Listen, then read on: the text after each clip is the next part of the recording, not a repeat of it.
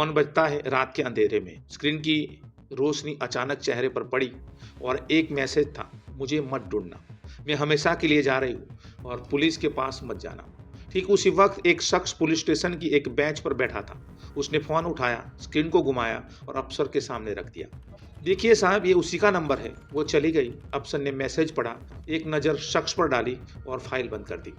कोई नहीं जानता था कि जिस लड़की के नाम से मैसेज आया था, वो उस वक़्त बोल नहीं सकती थी, वो सुन नहीं सकती थी, क्योंकि वो पहले से ही जा चुकी थी, हमेशा के लिए। और 1 साल तक इस फ़ोन को किसी ने दोबारा नहीं छुआ। फिर एक दिन एक छोटी-सी तकनीकी डिटेल ने सब कुछ बदल दिया। वो था एक फ़ोन टावर की लोकेशन और अचानक सवाल भी बदल गया।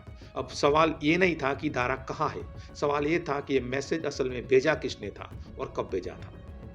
पर इस कहानी को समझने के लिए हमें उस रात में पहले जाना होगा, उस पहली मुलाकात तक जिसने एक ऐसा रास्ता खोला जिसका अंत कोई नहीं जानता था। जूनागढ़ गुजरात का एक शहर जहाँ हर गली एक दूसरे को पहचानती है और वहाँ रहती थी दारा कड़ीवार। उम्र 22 साल की एक लड़की, बाकी लड़कियों की तरह फ़ोन में इंस्टाग्राम, दोस्तों के साथ हंसी मजाक और एक साधारण सी जिंदगी।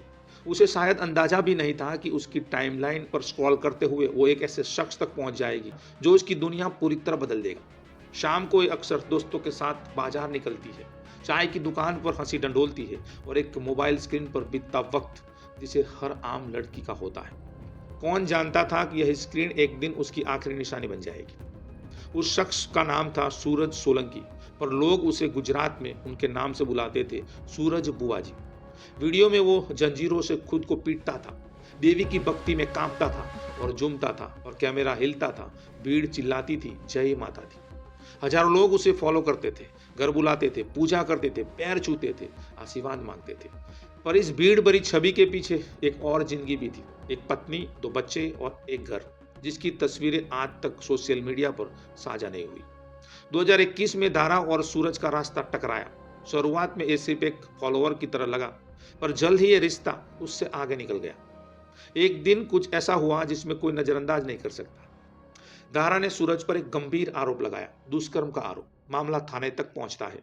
कुछ दिनों तक इंस्टाग्राम पर अजीब जंग चलती है दोनों के बीच में और हजारों लोग गुजरात में तमाशा देखते हैं। और फिर अचानक सब शांत हो जाता है। दोनों के बीच समझौता हो जाता है, एक ऐसा आरोप जो कानूनन कभी वापस नहीं लिया जा सकता। फिर भी कुछ ही हफ्तों बाद दारा और सूरज एक ही छत के नीचे रहने लगते हैं, लिव इन रिलेशनशिप में। उस वक्त शायद ही किसी ने रुक कर पूछा होगा कि ये समझौता हुआ कैसे। ये सवाल उस पल हवा में उड़ गया, ना किसी ने ध्यान दिया, ना किसी ने पूछा। पर याद रखिए इस पल को, क्योंकि आगे चलकर एक यही भूला हुआ सवाल समझने की कुंजी बन जाएगा। रिश्ता शुरू हुआ था प्यार जैसा, पर धीरे धीरे कुछ बदलने लगा।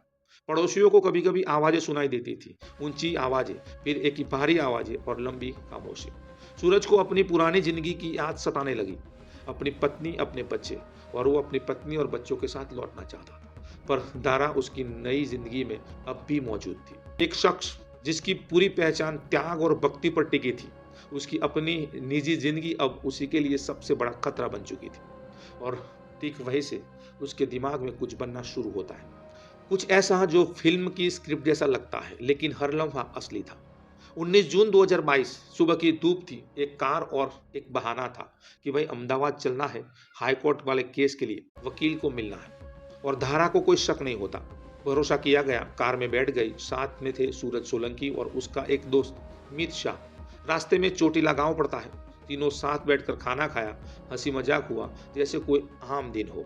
किसी को अंदाजा नहीं था कि ये धारा का आखिरी खाना होगा, आखिरी दिन होगा। और ये खाना खत्म हुआ, कार फिर चली, पर इस बार दिशा बदल चुकी थी। गाड़ी एक छोटे से गांव की तरफ मुड़ी। वटवच, ये कोई अनजान गांव नहीं था, ये सूरज बुआजी का पितृ गांव था। ये सूरज का अपना गांव था। वहां से वकील की फीस लेनी है ऐसा बहाना बनाया। रात के करीब 11 बजे कार गांव की सरहद पर पार्क की। चारों तरफ अंधेरा था, दूर दूर तक कोई रोशनी नहीं थी। सूरज कार से उतरा, बोला पैसे लेकर आता हूं, और अंधेरे में गायब हो गया। कुछ ही पलों में 2 और लोग वहां पहुंचते, सूरज का भाई युवराज और उसका दोस्त गुंजन जोशी। दोनों धारा की खिड़की के पास आए। बात शुरू हुई, फिर बहस। सूरज को हमेशा के लिए छोड़ दे, उसकी जिंदगी से निकल जा तू। दारा को शायद उस पल भी समझ नहीं आया कि कोई इत्तेफाकी झगड़ा नहीं था, एक जाल थी और वो उस जाल में बीचों बीच फंसी थी। पीछे की सीट पर मित शाह चुपचाप बैठा था और उसी चुप्पी में जांच में जो बाद में सामने आया, उसने एक दुपट्टा उठाया और कुछ ही सेकंड में बहस की आवाजें धीरे धीरे थमने लगी, फिर पूरी तरह खामोश हो गई। अब एक जिंदगी हमेशा के लिए बुझ गई। अब शुरू हुआ एक अलग खेल, सबूत मिटाने का। थोड़ी दूर साथी पहले से तैयार खड़ा था, मुकेश सोलंकी, और हाथ में पेट्रोल का कैन था। पास में पहले से इकट्ठा की गई सूखी लकड़ियां थी, सूखे पत्ते थे। आग जलाई गई। कुछ ही देर में दारा का शरीर राख में बदल चुका था। सूरज और मीत वहां से निकल गए। बाकी लोग तब तक रुके रहे जब तक आग पूरी तरह बुझ न गई। एक हत्या अब पूरी हो चुकी थी। अब बारी थी एक झूठ को जिंदा रखने की, और ये झूठ जितना लगता था उससे कहीं ज्यादा शातिर था। अहमदाबाद में एक और चाल तैयार थी। एक दोस्त को बुलाया गया, संजय सोहेलिया। उसे दारा के कपड़े पहनाए गए और एक कार में बिठाया गया, जैसे कि अब भी उनके साथ है। अब एक मरी हुई लड़की को स्क्रीन पर दोबारा जिंदा कर दिया गया। सोचिए इसमें कितने हाथ लगे, कितने लोगों ने कितनी सफाई से अपनी अपनी भूमिका निभाई। एक हत्या को छुपाने के लिए एक पूरा सा नेटवर्क खड़ा कर दिया गया। पर एक आखिरी कड़ी अब भी बाकी थी, दारा का फोन। वो फोन को बंद कर दिया गया और कुछ लोग उसको लेकर मुंबई की तरफ निकल पड़े। वसई के पास पहुंचकर फोन दोबारा ऑन किया गया और वहीं से भेजा गया वही मैसेज, मुझे मत ढूंढना, मैं हमेशा के लिए जा रही हूँ। ठीक उसी वक्त सूरज खुद पालड़ी पुलिस स्टेशन में मौजूद था। मैसेज आते ही उसने फोन फौरन अफसर की तरफ बढ़ा दिया।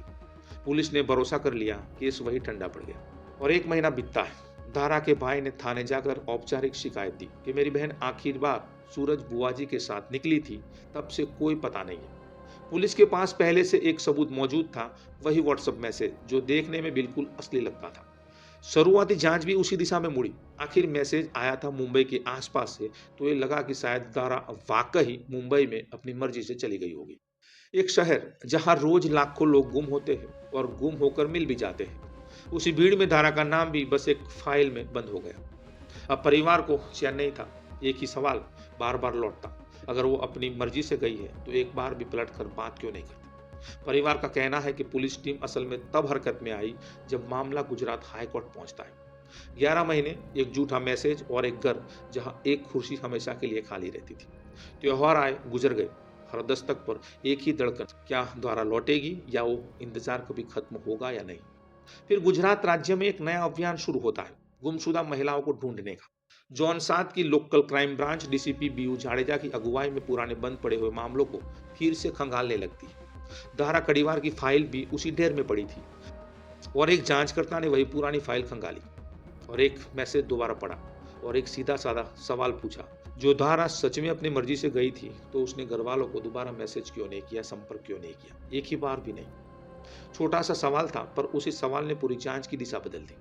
टीम ने फोन की आखिरी टावर लोकेशन दोबारा खंगाली। नतीजा चौंकाने वाला था। मैसेज भेजे जाने वाला वक्त, फोन की लोकेशन न जूनागढ़ थी, न गुजरात थी, न अहमदाबाद थी, बल्कि मुंबई के पास वसई के इलाके में थी। अब एक लड़की जो अपनी मर्जी से गई थी, उसका फोन अचानक ऐसे शहर में सक्रिय कैसे हुआ, जिसका उसकी असली जिंदगी से कोई नाता ही नहीं है। इसी बीच टीम ने वही पुरानी सीसीटीवी फुटेज दोबारा निकाली और इसमें 3 लोग नजर आते थे, दारा समेत। फेम दर फेम में देखा गया, चाल ढाल सब कुछ देखा गया, जूम करके बताया गया, लेकिन कुछ बेमेल सा लगता था। जो चेहरा कैमरे में दारा जैसा लग रहा था, वो दारा थी ही नहीं। 15 दिन के भीतर पूरी कहानी उलट जाती है। अब दारा जिंदा नहीं थी और अब पुलिस के पास आखिरकार सबूत था।